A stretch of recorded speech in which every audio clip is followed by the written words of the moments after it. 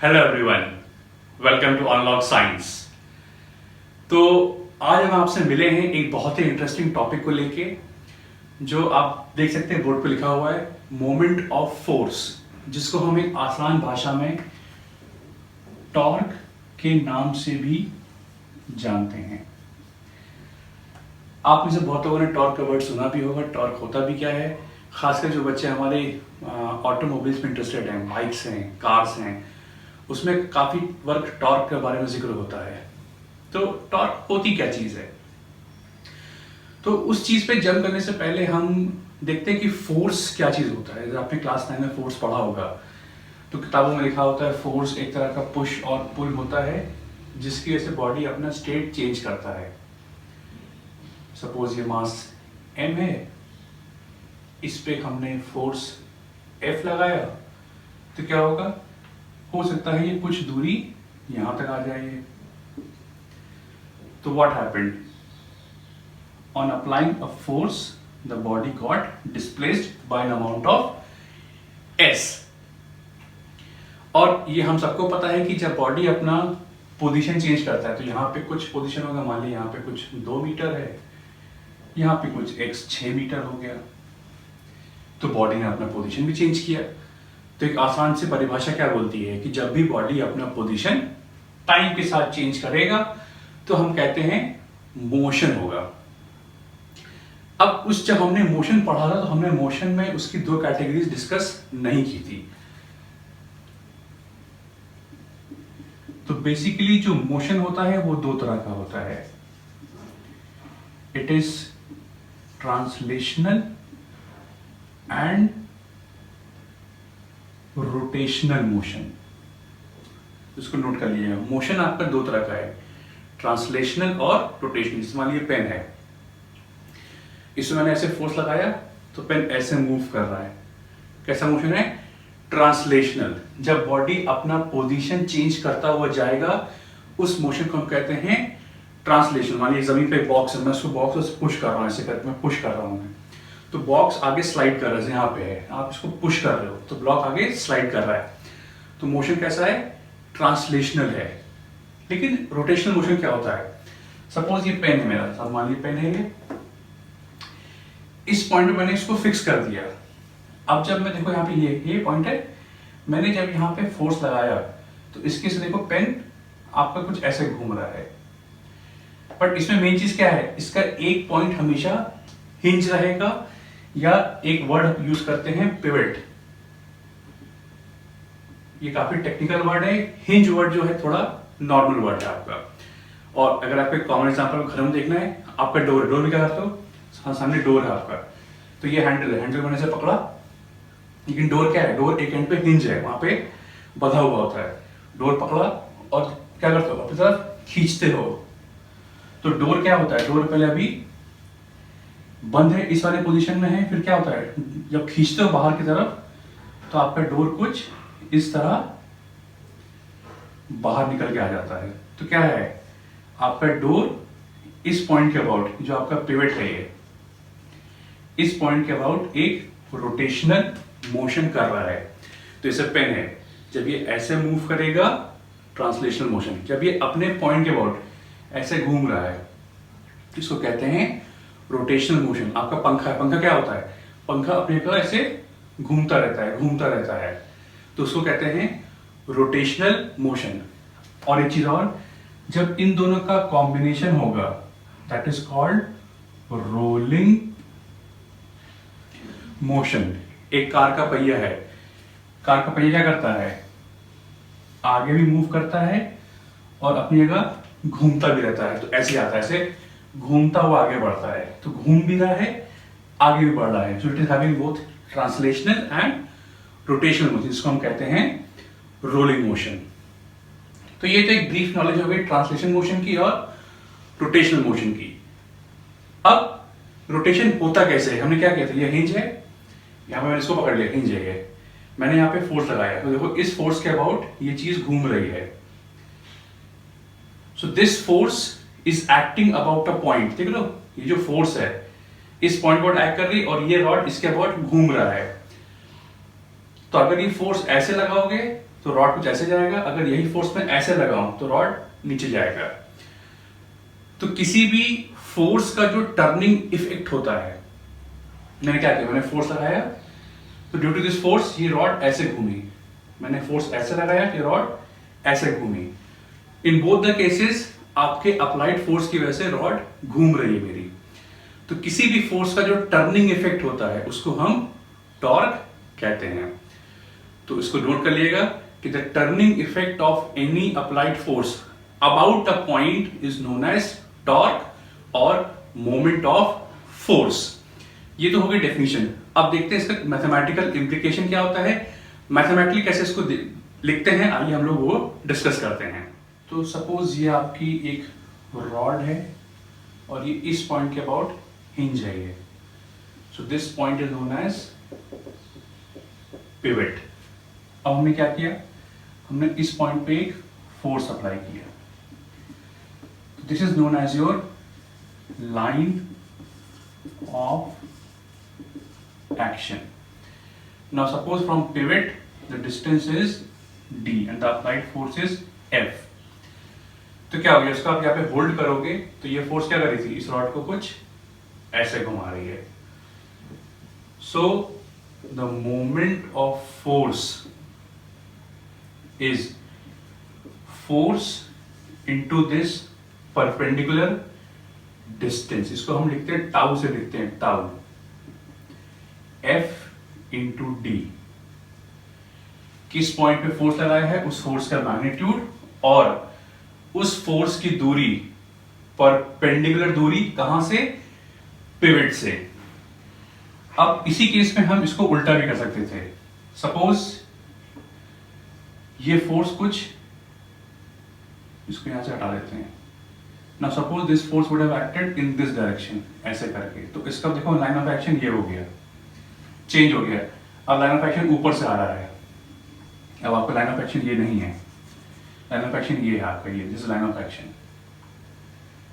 अब क्या होगा, जब इसको यहाँ पे हिंज करोगे तो ये फोर्स इसको कुछ ऐसे घुमाएगा। आपका फॉर्मूला वही रहेगा, फोर्स इनटू परपेंडिकुलर डिस्टेंस। लेकिन फर्क क्या है, पहले केस में your rod was going in the anti clockwise direction, but in this case it is coming in the clockwise direction. तो साइन कन्वेंशन हमारा ये होगा, एंटी क्लॉकवाइज पॉजिटिव माना जाएगा और क्लॉकवाइज आपका नेगेटिव माना जाएगा। जैसे लीनियर मोशन में ओरिजिन का राइट पॉजिटिव था, लेफ्ट नेगेटिव था। सिमिलरली रोटेशनल मोशन में या मोमेंट ऑफ फोर्स में जो एंटी क्लॉकवाइज है उसको लेंगे पॉजिटिव और जो क्लॉकवाइज उसको लेंगे हम नेगेटिव। बाकी दोनों केस में जो आपका मैग्नीट्यूड था that was force into perpendicular distance. ये एक वेक्टर क्वांटिटी होती है, इसका जो एसआई यूनिट होता है वो न्यूटन इनटू मीटर होता है। इसका जो सीजीएस यूनिट होगा दैट इज 10⁷ डाइन सेंटीमीटर। तो ये कुछ बेसिक नॉलेज है, इसको आप नोट कर लीजिएगा। ये एक वेक्टर क्वांटिटी है, SI unit newton into metre है और जो सीजीएस यूनिट है वो 10⁷ डाइन सेंटीमीटर है। अब आइए बात करते हैं एक बहुत ही इंपॉर्टेंट टॉपिक की, दैट इज कपल।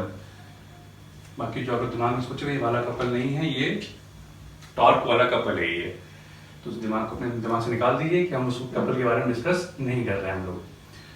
अब कपल होता क्या है, सपोज मैंने एक रॉड ली, मैंने रॉड जो है इस पॉइंट के ऊपर हिंज कर दी मैंने, एक फोर्स ये लग रहा है, मान लीजिए एक फोर्स आपका कुछ ये ऐड कर रहा है और एक फोर्स आपका कुछ ऐसे ऐड कर रहा है। इसका और इसका मैग्नीट्यूड दोनों का सेम है, बट इसका लाइन ऑफ एक्शन ये जा रहा है, इसका लाइन ऑफ एक्शन ऊपर जा रहा है। नाउ सपोज ये दूरी यहां से d1 मान लीजिए, ये दूरी d2 मान लीजिए। मान लो रॉड की लेंथ जो है वो स्मॉल d है, a मान लो, o मान लो और b मान लो। अब मेन चीज, जब भी हम मोमेंट ऑफ फोर्स निकालेंगे, ध्यान सुनिएगा सब लोग, ध्यान भटकाइए नहीं अपना सब लोग। जब भी हम मोमेंट ऑफ फोर्स निकालेंगे, सबसे पहले हम पॉइंट सिलेक्ट करेंगे कि हमें किस पॉइंट के अबाउट मोमेंट निकालना है। अगर मैं कहूं कि मोमेंट ऑफ फोर्स इतना इतना आया, उस चीज का कोई रिलेवेंस नहीं होगा जब तक आप अपना पॉइंट सिलेक्ट नहीं करोगे कि मैं किस पॉइंट के अबाउट रॉड को रोटेट करा रहा हूं। जैसे मान लीजिए रॉड है, यहां पे हिंज करोगे तो रोटेशन कुछ और होगा, यहां हिंज करोगे रोटेशन की वैल्यू कुछ और आएगी। मान लीजिए फोर्स ऐसे एक्ट कर रहा है, हिंज यहां करोगे तो डी से इतना ही होगा, लेकिन हिंज यहां करोगे डी पूरा ये बन जाएगा। तो ये जो डी होता है, डी बेसिकली डिस्टेंस होता है फोर्स का जहां से बॉडी हिंज की जाती है।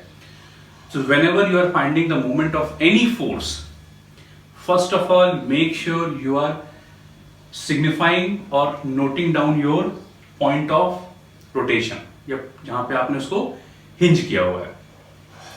तो मैंने यहां पे अपनी सेफ्टी के लिए पॉइंट ओ को अपना हिंज पॉइंट मान लिया है। तो आइए जरा, अब दो फोर्स है यहां पे, इन दोनों फोर्स का मोमेंट निकालते हैं पॉइंट ओ के अबाउट। तो अगर हम सब इसकी बात करें, देखो और टाइम भी, अभी इसको भूल जाओ, अभी सिर्फ ये फोर्स एक्ट कर रही है। तो अगर सिर्फ ये फोर्स एक्ट करेगी तो ये रॉड को क्या है, रॉड को इधर एंटी क्लॉकवाइज ले जाएगी। अब इसको भूल जाओ, अगर सिर्फ ये एक्ट करेगी तो रॉड को एंटी क्लॉकवाइज ले जाएगी। तो इसका मूवमेंट भी एंटी क्लॉकवाइज है, इसका मूवमेंट भी एंटी क्लॉकवाइज है, मतलब दोनों मूवमेंट यहां पे ऐड हो जाएंगे विथ पॉजिटिव साइन। इसका मूवमेंट निकालते हैं। तो मूवमेंट अबाउट ओ क्या होगा, इन दोनों का समेशन होगा। तो इसका मूवमेंट क्या होगा, हमें इस पॉइंट पर निकालना है। तो फोर्स और ये दूरी कितनी है, d2 है। सो प्लस एफ d2, फिर प्लस, क्योंकि ये भी एंटी क्लॉकवाइज रोटेशन है। तो क्या है, force into d1, F into d1। F common ले लीजिए, ये क्या बन जाएगा, d1 प्लस d2।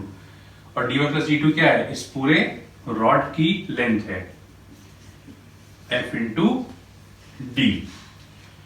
अब बात है ये कपल क्यों कहलाया। आप देख सकते हैं कि यहाँ पे दो फोर्स एक्ट कर रही हैं, एक F है और एक F है। अच्छा, नेट फोर्स कितना आएगा, नेट फोर्स आपका F plus of minus F, that will be 0। देख लो, अगर ऊपर पॉजिटिव है तो प्लस F, नीचे एक्ट कर रहा है minus F, so net force is 0। और हमको पता है नेट फोर्स होता है mass into acceleration, so acceleration is 0। मतलब ये सिस्टम आपका ट्रांसलेशनल मोशन नहीं करेगा आपका ये। और कपल क्या होता है कि when you have two equal and opposite forces acting on a body, then it forms a couple. जैसे आप बॉटल का कैप खोलते हो तो आप अपनी उंगलियों से कपल फॉर्म करते हो। कपल फॉर्म क्या होता है, आप घुमाते हो तो कैप या तो बंद होता है या तो कैप आपका खुलने लगता है आपका। So couple is basically a system when two equal and opposite forces act on a body about a point। और डेफिनेशन क्या है, मोमेंट क्या होगा किसी भी पॉइंट के अबाउट। कौन सा पॉइंट, जहां पे बॉडी हिंज करोगे आप, that is magnitude of any of the force, magnitude of any of the force into the distance between the forces, या इसको हम कहते हैं couple arm. D is also known as your couple arm. So moment of a couple is basically magnitude of any force into the separation between the two forces or the couple arm. Couple क्या है, मैं फिर से बोल देता हूं, it is a system where two equal and opposite forces acts on a body। और एक कपल सिस्टम का नेट फोर्स 0 होता है। अब अगला आइए बात करते हैं टॉपिक इक्विलिब्रियम की। तो इक्विलिब्रियम दो तरह का होता है, first is static and the next one is dynamic. Now what is static equilibrium. Static equilibrium मतलब ये होता है, अच्छा इससे बढ़ने से पहले हम न्यूटन फर्स्ट लॉ को वापस याद करते हैं। न्यूटन एक बहुत महान साइंटिस्ट था, मतलब उसने जो लॉज दिए हैं उसने पूरे मैकेनिक्स की डेफिनेशन ही चेंज कर दी। मीन्स लॉ कहने को बहुत छोटा है फिजिकल टर्म में, बट फिजिकल टर्म में इतना पावरफुल लॉ है कि अगर आप किसी भी माइक्रोस्कोपिक सिस्टम पे अप्लाई कर देंगे, वो उसकी पूरी हिस्ट्री खंगाल दे देगा आपको, क्या एक्सेलरेशन है, क्या स्पीड है, डिस्प्लेसमेंट कितना आ रहा है, क्या कुछ हो रहा है। So in spite of being a very short या very compact formula, it is a very impactful formula, और मैकेनिक्स की मतलब समझ लीजिए पूरी वो जान है फिजिकल टर्म में। तो फर्स्ट लॉ आप सबको पता ही होगा, मतलब कोई बहुत मतलब रॉकेट साइंस तो है नहीं। फर्स्ट लॉ कहता है कि every body in the universe, universe मतलब सिर्फ ब्रह्मांड ही नहीं, यूनिवर्स मतलब आप सिस्टम क्या मान लो अगर मैं इस कमरे में हूं तो मैंने इस कमरे को बोला सिस्टम है मेरा, सो सिस्टम बिकम्स यूनिवर्स। सो न्यूटन के यूनिवर्स से मतलब था कि आप जिस सिस्टम को, जिस स्पेस को आप ऑब्जर्व कर रहे हो। So every body in the universe tends to remain at rest और in uniform motion until and unless you apply an external force। ये पेन मेरे हाथ पे रखा है, अब कोई साइंस फिक्शन मूवी तो है नहीं कि मैंने सोचा उठ के मेरे पास आ गया, हो जाए कितना बढ़िया है, कोई एफर्ट अप्लाई नहीं करना पड़ेगा। बट अब चाह रहा हूं पेन उठ जाए, कैप खुल जाए, मैं लिख दूं उसके ऊपर, that is not possible in Newtonian frame. मैं इसको उठाऊंगा, फोर्स अप्लाई किया, लिखना है फोर्स अप्लाई किया, लिखोगे फोर्स अप्लाई करोगे।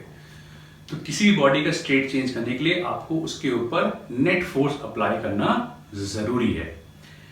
स्टैटिक इक्विलिब्रियम मतलब ये होता है कि उस सिस्टम का, या it means at rest. Equilibrium का मतलब ये होता है कि उसका नेट एक्सेलरेशन जीरो होगा, या अगर मैं इसको ब्रॉड सेंस में लिखूं, इक्विलिब्रियम वो चीज है जब बॉडी का नेट फोर्स जीरो होगा और नेट टॉर्क जीरो होगा, मतलब ना वो ट्रांसलेट कर रहा है ना वो रोटेट कर रहा है।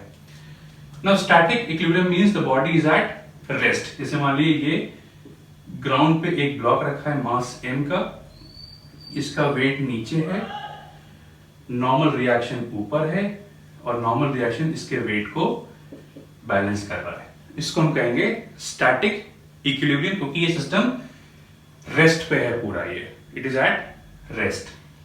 Now what is dynamic equilibrium?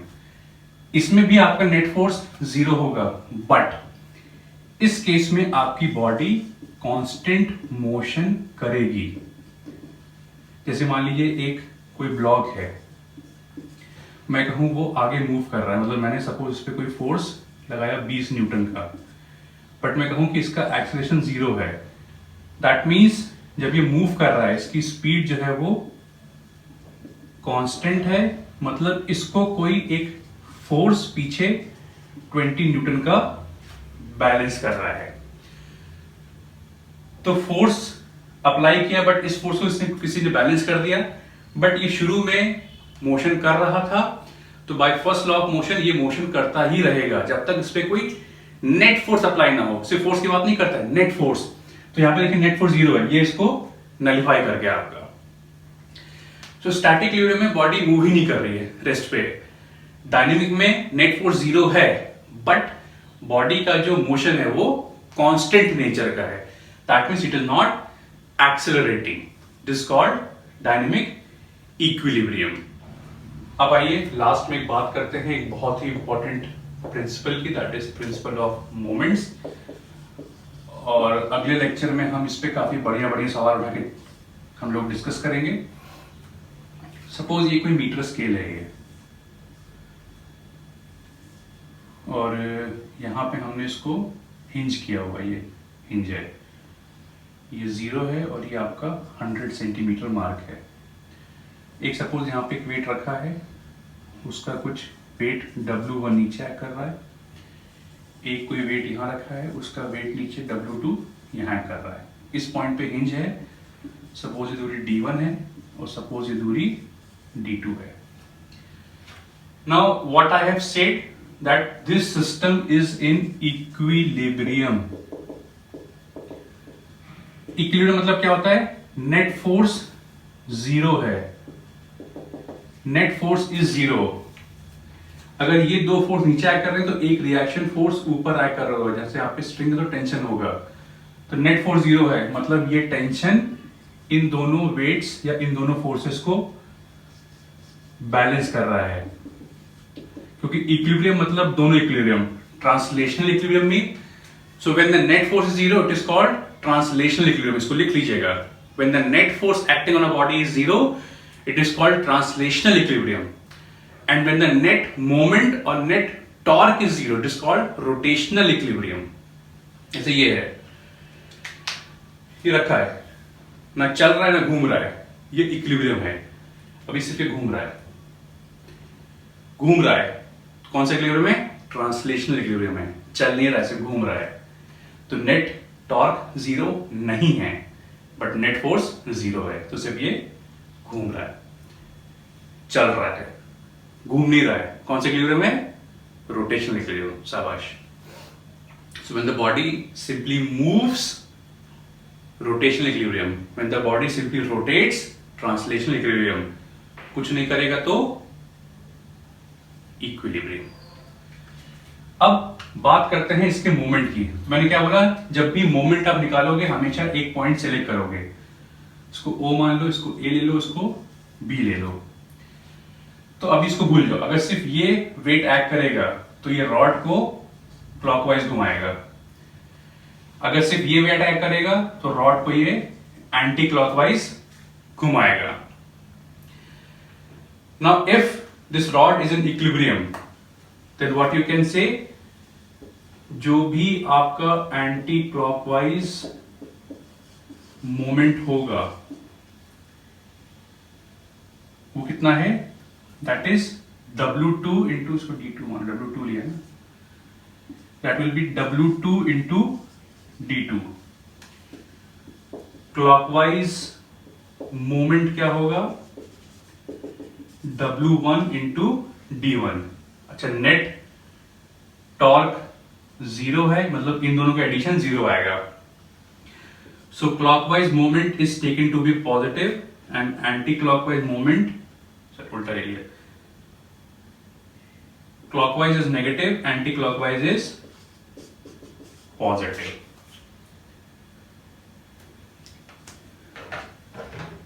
तो इसको जब सॉल्व करोगे व्हाट यू विल गेट?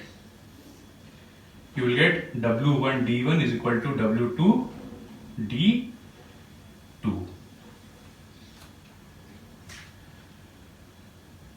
तो प्रिंसिपल ऑफ मोमेंट्स ये बोलता है, अच्छा W1 D1 क्या है? It is your net clockwise moment इस केस में, और केस में अगर दो रखोगे तो दो का लेना पड़ेगा। And what is W2 D2? Net anti clockwise moment. तो उसको स्टेटमेंट लिख लीजिए। Principle of moments state that, ये हम स्क्रीन पे फ्लैश कर रहे होंगे, principle of moments states that the net clockwise moment is equal to net anti clockwise moment. जो बच्चे हमसे आईसीएसई वाले जुड़े हुए हैं, ये आपके 10th के लिए बहुत ही इंपॉर्टेंट टॉपिक है। हर साल आपके बोर्ड में इसमें 4 से 6 नंबर का सवाल इसके ऊपर बनता ही बनता है, तो आप लोग तो ध्यान से पढ़िएगा। बाकी जो सीबीएसई वाले बच्चे हैं, एक आपके लिए एक एडिशनल नॉलेज हो गया, ये आपके एनटीएससी वगैरह में भी काम आएगा आपके ये। सो नॉलेज पाना कोई बुरी चीज नहीं है, कोर्स में हो चाहे ना हो, you should always be ready for all the extra knowledge, क्योंकि ये डे टू डे लाइफ की चीजें हैं, ये आपको चीजें आनी चाहिए कि टॉर्क क्या होता है, क्लॉकवाइज मूवमेंट क्या होता है, एंटी क्लॉकवाइज मूवमेंट क्या होता है, you should be knowing all these things. So this was all about this topic moment of force, and in the next lecture हम कोशिश करेंगे आपके लिए हम बढ़िया से बढ़िया सवाल लेके आए। We will discuss all the spheres of the questions, चाहे वो बोर्ड लेवल के हों चाहे वो एनटीएससी लेवल के हों, तो हम कोशिश करेंगे आपके लिए कुछ अच्छे सवाल छांट के लेके आए जिससे आपके लिए ये टॉपिक और इजी बन जाए आपके लिए। बाकी हम उम्मीद करते हैं कि लेक्चर आपके लिए बहुत हेल्पफुल रहा होगा, तो प्लीज हमें आप लोग प्लीज लाइक करें, और जो आपके फ्रेंड्स वगैरह हैं, जो आपका फ्रेंड सर्कल हैं, अगर वो हमसे नहीं जुड़े हैं उनमें आप शेयर करें हमारा लेक्चर, हमारे चैनल को शेयर करें, और जो नए जुड़ रहे हैं हमको सब्सक्राइब करें। And to get the latest notifications of our channel you can press the bell icon below the screen, and for detailed notes you can visit us at www.unlockscience.in. So friends, buckle up and जल्दी हम आपके लिए और भी नई चीजें लाने वाले हैं, इसको रिवाइज करके रखिएगा। नेक्स्ट लेक्चर इसके सवाल पे बेस्ड होगा, और उसके बाद हम लाएंगे मशीन चैप्टर आपके लिए। So friends, thank you very much.